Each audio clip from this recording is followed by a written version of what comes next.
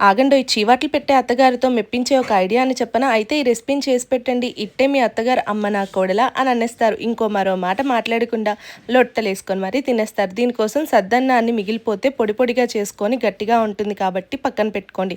తర్వాత ఈ స్టవ్ వెలిగించి ఒక కడాయినైతే ప్లేస్ చేసుకొని 2 టేబుల్ స్పూన్ ఆయిల్‌ని వేసి ఇందులో ఒక స్పూన్ మినపప్పు, ఒక స్పూన్ జీలకర్ర, అర టీ స్పూన్ వరకు ఆవాలు వేసి ఒకసారి వేపుకోండి.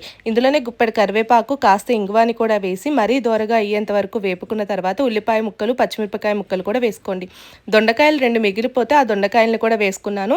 ఈ ప్లేస్‌లో బంగాళదుంపని కూడా మీరు యాడ్ చేసుకోవచ్చు. మీకు నచ్చిన కూరగాయని బీన్స్‌ని కూడా యాడ్ చేసుకోవచ్చు.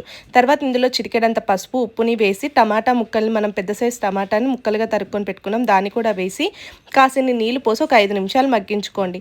5 నిమిషాలు మగ్గిన తర్వాత ఒక స్పూను జీలకర్ర పొడి, అర టీ స్పూన్ వరకు ధనియాల పొడి, ఒక స్పూన్ కారాన్ని వేసి కాసేపు ఈ మిశ్రమాన్ని మగ్గనివ్వండి. ఇది మగ్గిన తర్వాత ఇందులోకి రాత్రి మిగిలిపోయిన పొడి చేసుకొని పెట్టుకున్నాం కదా అన్నము, ఆ అన్నాన్ని కూడా వేసి మొత్తం కలిసేలాగా కలుపుకోండి. తెల్ల తెల్ల గెడ్డలు ఉండిపోతాయి, ఎందుకంటే గట్టిగా అయిపోతుంది కాబట్టి అన్నము.